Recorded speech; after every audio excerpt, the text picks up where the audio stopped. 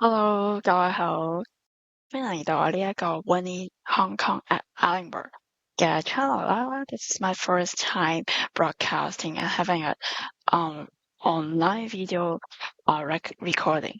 點解我會有心或者有呢一個動力去整一個 channel？我哋成家人啦已經 settle 咗喺UK 啦，喺英國咧5年啦。咁呢排咧就好多人問到底我哋攞住 BNO visa 點樣可以申請個 ILR indefinite to remain 咧？有啲咩手續啊、程序或者一啲 Q&A 咁樣嘅。咁所以我就開呢個 channel 咧係盡量解答平時好多人問嘅frequently asked questions 啦，同埋俾一啲 answer，俾一啲我哋經歷咗嘅。咁嗱，首先要戴頭盔，我哋唔係一個immigration advisor 啦，咁我哋淨係俾翻我哋有嘅經驗。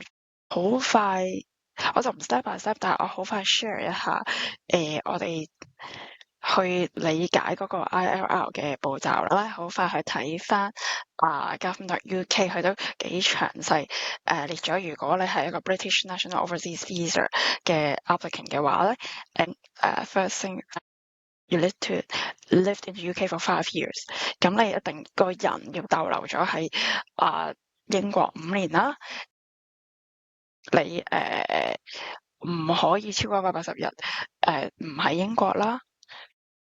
你去申請呢一個最快去申請 ILR 嘅時間咧，就係28日前before 5 years。我做 example， 2020年嘅8月30號到睇下先。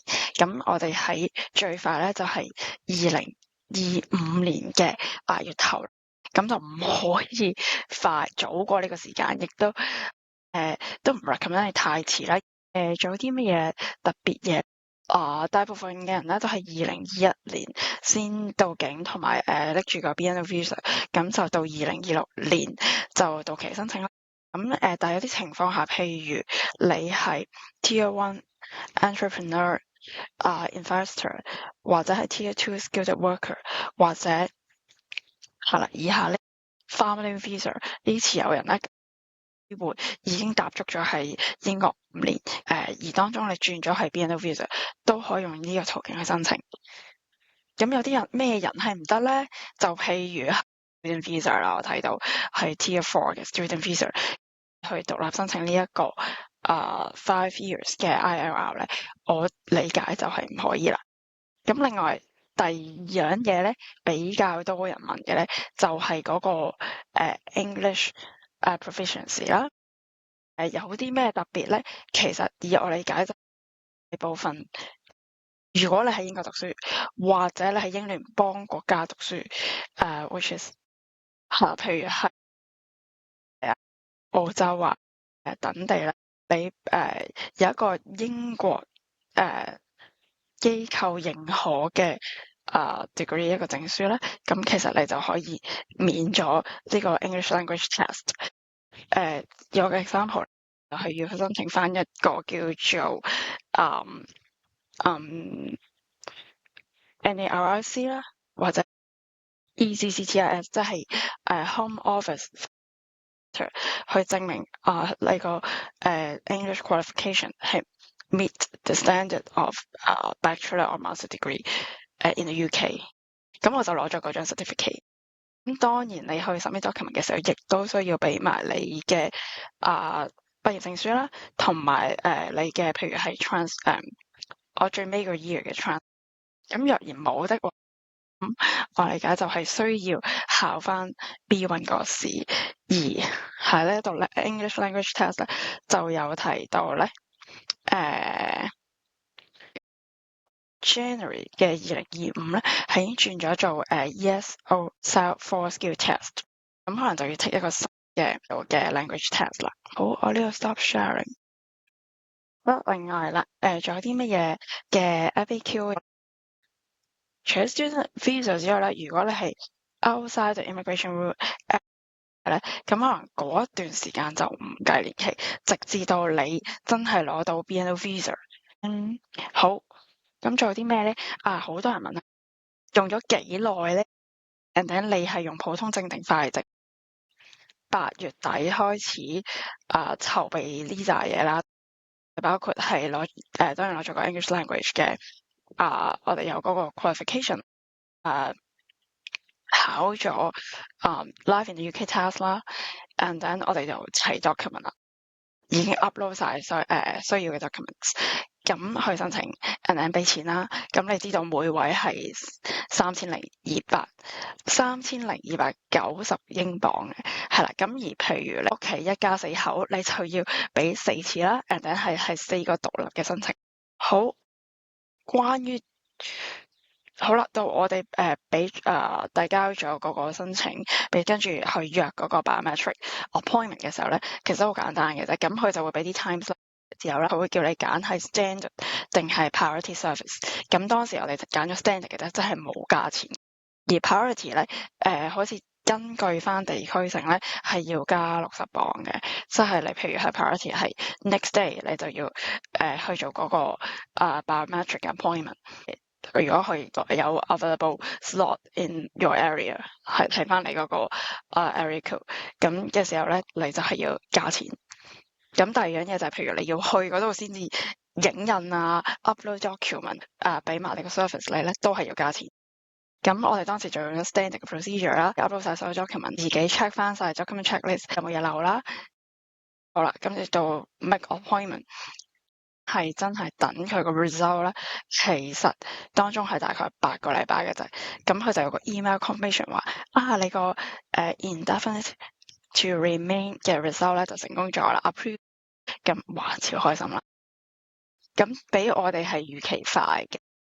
都有啲人話趕住要申請要 priority，或者特快服務，就唔係好肯定會快幾多啦。有啲就話如果你用特快，就5日內就幫你申請咗。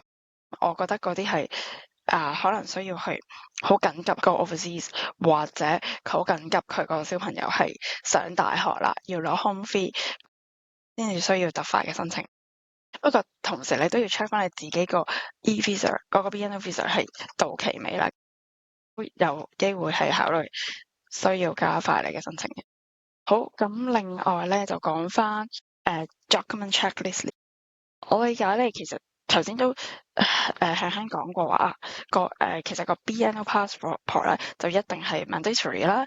而另外有啲咩證件係一定需要嘅咧，咁我就係 upload 咗 BRP，which is 雖然係2024年 expire， 但係都要照擺上去嘅。咁另外就係 Hong Kong ID 啦。有個 consent form from the Home Office to request verification checks。喺佢嗰個TRS contact 嗰度 download 翻個 consent form，簽咗名就去 consent Home Office 可以攞你啲資料去申請呢一個 ILR， 閱你嘅資料做 verification check。And then 頭先講過，譬如我嘅 degree certificate 啦，immigration status，which is 我要去gov.uk 嗰度share code。咁呢個係每人都需要噶啦。咁個 share code 係 valid for 90 days， 越近攞到越好啦。generate 翻你個 share code，and then 我會 download and then print out。你都 keep 一個 copy for yourself。仲有一個 proof of living， 你點樣喺呢度5年啊？我就擺咗上我嘅 council tax bills 啦，同埋我嘅 utility bills。咁係齊5年嘅，由2020到2025。咁當然係我唔係每個月，係每年咁樣。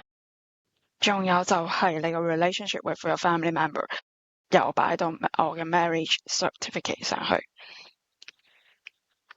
所有其他嘅 passport、travel documents、no ID card， 咁我又擺翻，即係譬如我已經 expire 咗嘅 passport 啦，或者你嘅特區護照啦，或者啲ID 都係嘅，我會擺翻，都有 upload 到上去嗰個 document checklist 上。而小朋友嘅 dependent 咧，有一個位就係需要擺翻你佢嘅 birth certificate 上去，證明你兩位 parents。而 proof of living 有人睇到係咪要喺學校度證明呢個小朋友喺度讀書，咁個人我見到有人咁做，但我哋就當時冇攞到學校嘅任何印章或者 evidence 嘅，咁淨係需要個 birth certificate 同埋我哋自己嘅 council tax bill。咁亦都有人問啦，譬如琴啊，一啲 evidence or proof，我哋都冇擺喺度嘅。未來會唔會轉制？喺呢一刻，我仲係只係需要prove you're living in the UK for 5 years。好，咁去到真正去 appointment，即係 biometric appointment 咧，咁佢就話要45分鐘前就到達嗰個appointment 嘅 office 啦。咁我哋喺 Edinburgh office 就係Regis which is in Princes Street，咁就好容易去嘅。係，我哋早咗半個鐘頭到嘅。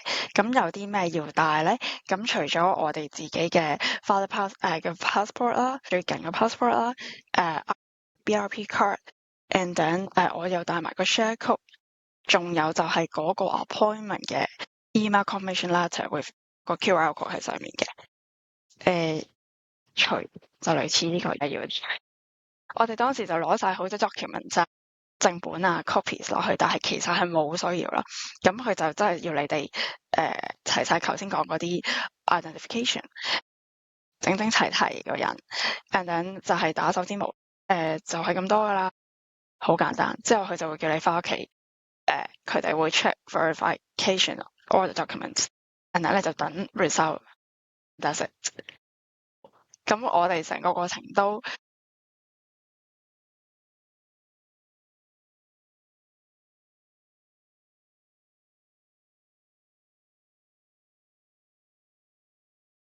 唔係諗得想象中咁耐咯。咁希望你哋嚟緊呢個申請 ILR 嘅過程都順順利利啦，好似我哋咁樣咁快批啦。咁have a happy life in the UK then。